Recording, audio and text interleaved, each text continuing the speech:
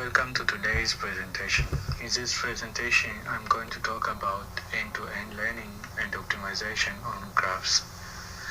This paper was written by these authors from Harvard University and University of South California and submitted May 2019, prepared by Isaac Thomas Nicolaus.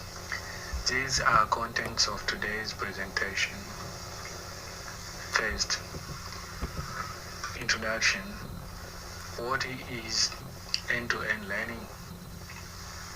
End-to-end learning is basically a learning approach which intends to learn a model based upon an end-to-end task that the user is ultimately trying to accomplish, rather than learning output with non-typical straightforward loss function. But when dealing with graph, real-world application often combines learning and optimization problems together.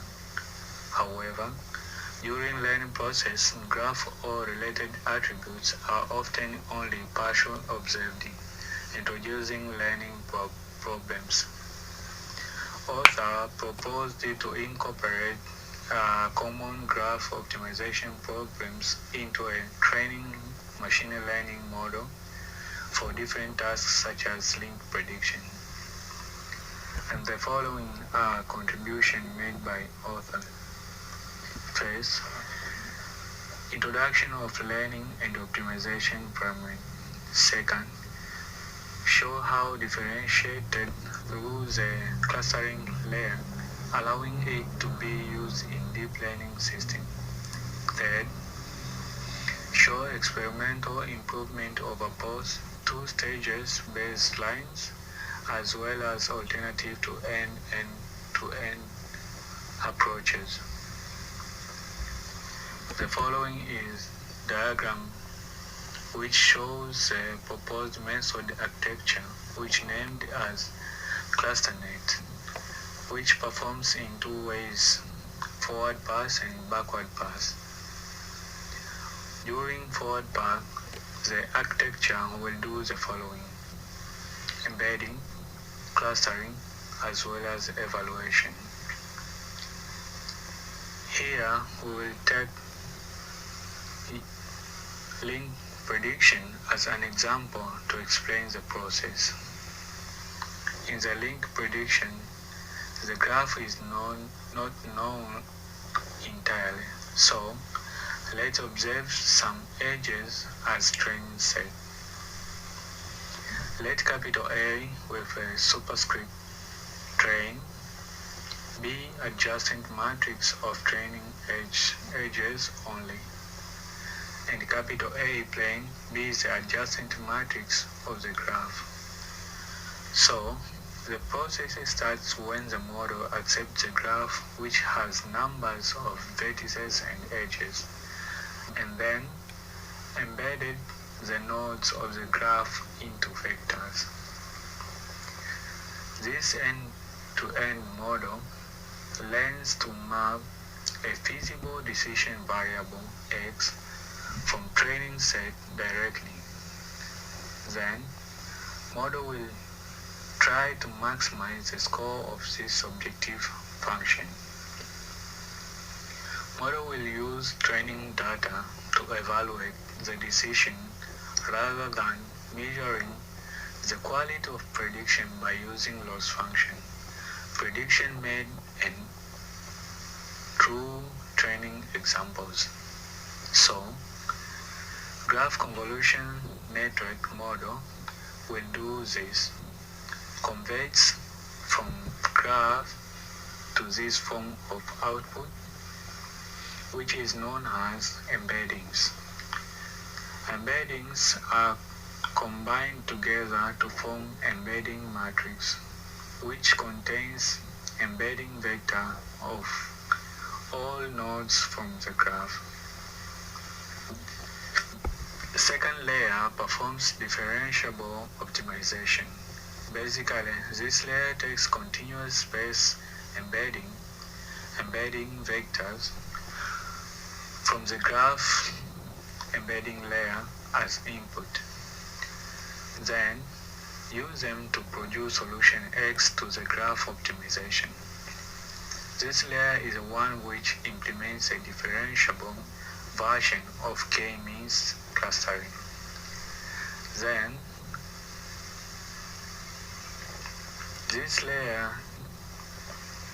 will produce software assignment of the nodes to cluster and along with clusters centers in embedding space.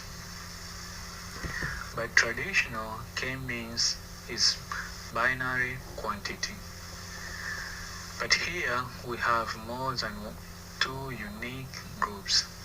Therefore, we need to relax it to a fraction or distribution value that would sum up to 1 for all J's nodes. When R with subscript JK or cluster assignment represents the degree which node J is assigned to a particular group of O cluster K in which R subscript JK can be calculated by using this formula, which uses normal sigmoid function mu k. Mu k represents the center of the cluster K, which can be calculated by using this formula. To get similarity for different nodes of the graph, cosine similarity function was used. After this iteration, being performed will converge to a fixed point where mu remains the same between successful updates. In updating state during backward pass, the implicit function will be used to analytically differentiate through the fixed point that forward pass k-means iterates converge to, obtaining change in cluster center with respect to X and changing in sort assignment to X. By doing so, will allow the gradient to back propagate from decision loss to the component, which is GCN, Graph Convolution Network, which is produced the embedding X. This function will tell the model how far the distance of the current cluster of the node J is from the center of other members of node J's community. To make equation differentiable, the implicit function theory was applied, then it yields this equation. Now, these two partial derivatives will be needed to be calculated, but by using exact backward pass, the computation will be very expensive in terms of running time, which is big O of k cubic and p cubic, due to the fact that both of these terms are matrices. Due to these expenses, the author proposed to use approximate backward path. For partial change in f with respect to x is a matrix and often dominated by its diagonal term, the identity matrix. Of diagonal entities will capture indirect impact from one entry of mu u updated via changes to the cluster assignment R. When the cluster are relative thin, will not be sensitive to small changes to the cluster centers, and optimal choice of parameter B is typically high. Under this condition, partial derivative f with respect to mu will approximately be to identity matrix I, which will lead to this approximation. When the clusters are relatively balanced and well separated, closest cluster to point J will be the maximum probability among the cluster assignment current clusters of node J. If we examine this equation, we see that mu I with superscript L is constant with respect to x. Hence, this equation is just an update equation for mu k.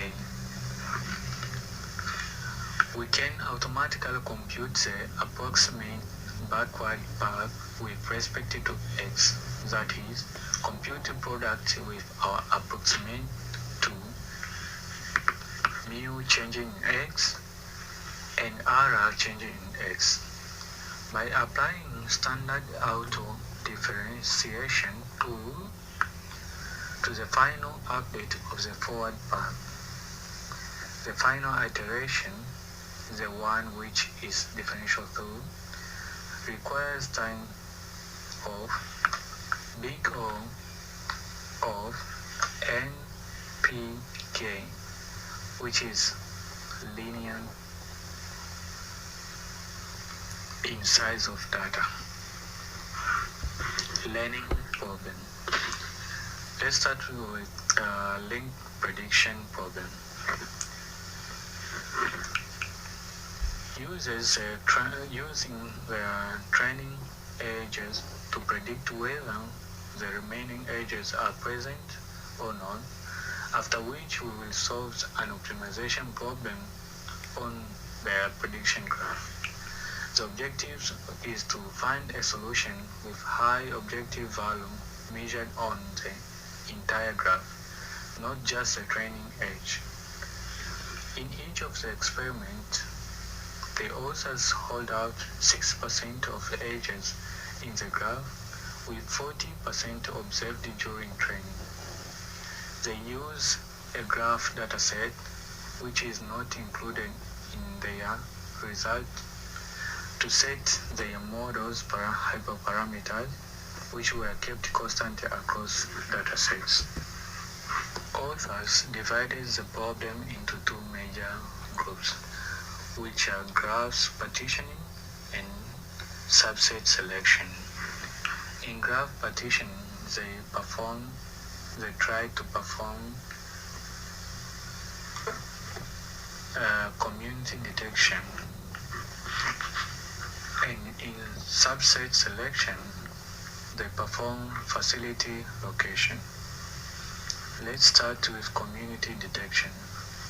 In community detection, they aim to partition the nodes of the graph into k distinct subgraphs, which are dense internally, but with few edges across group.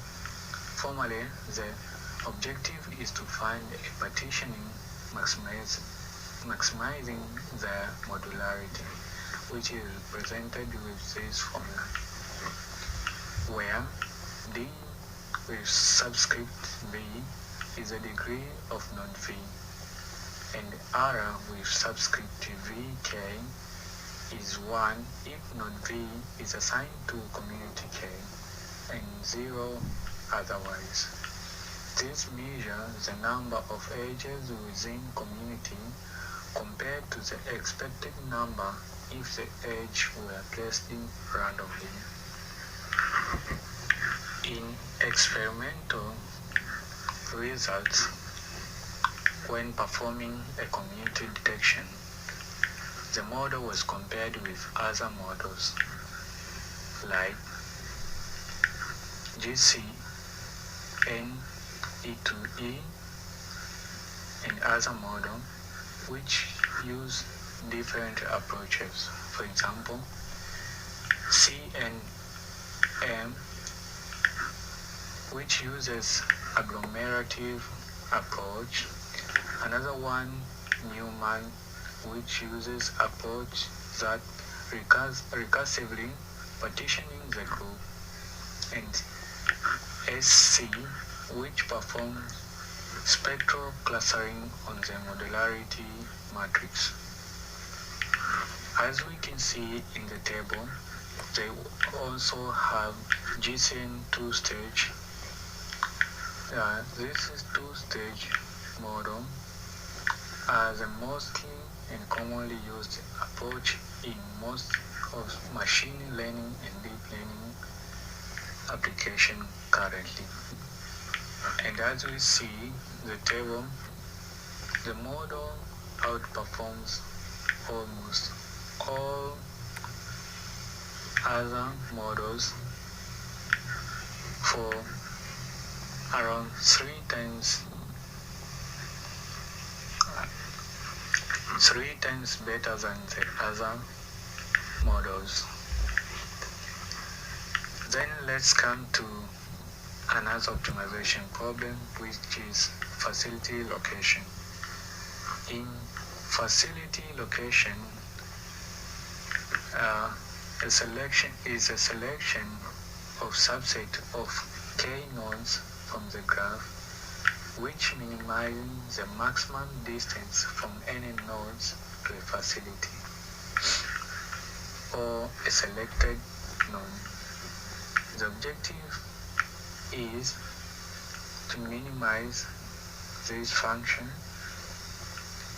in which we let the dvs to be a shortest path from the vertices V to a set of vertices S.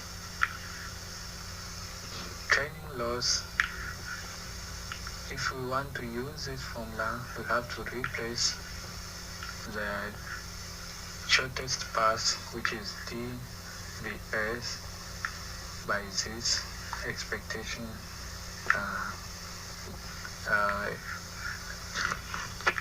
expression.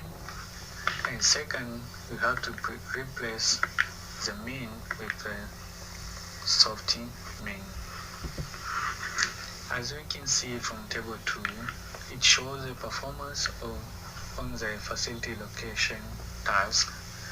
The model, which is cluster name, still outperform other models with a very distinct gap for almost all data set, in which the data set we have